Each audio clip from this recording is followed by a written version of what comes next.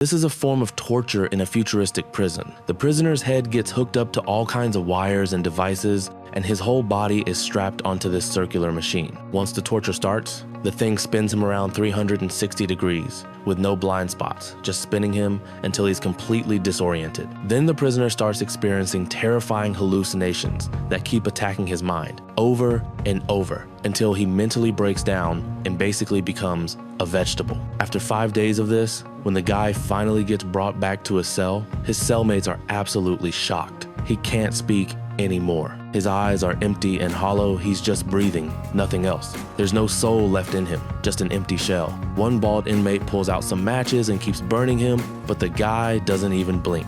From then on, his daily survival depends entirely on a fellow prisoner named Jack, who bathes him and shaves his beard. Then, one night, a smart surveillance robot shows up outside his cell. It scans him with a laser and enters his hallucination. Inside, there's this massive pit, and hiding at the bottom is the guy as a little kid. He's been staying down there, too scared to come out. But then he sees his wife leaning over the edge of the pit, reaching her hand down, telling him to climb out.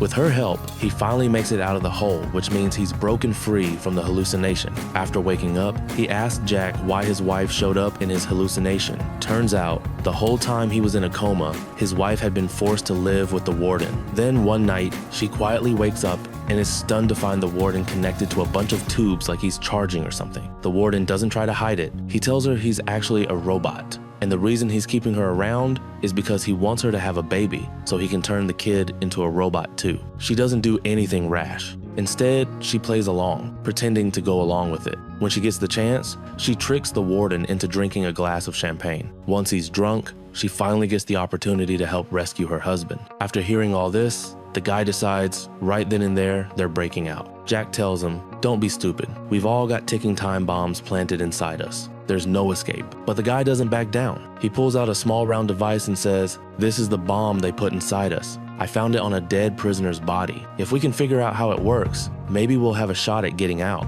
A guy with glasses walks over and says he's a mechanic, maybe he can help. So he starts working day and night, trying to crack the bomb's mechanism. Meanwhile, the wife isn't sitting around either. When the warden isn't looking, she sneaks over to the prison's holographic map and swipes the device. She hands it off to Jack when he comes by to clean. Jack brings it back to the cell and gives it to her husband.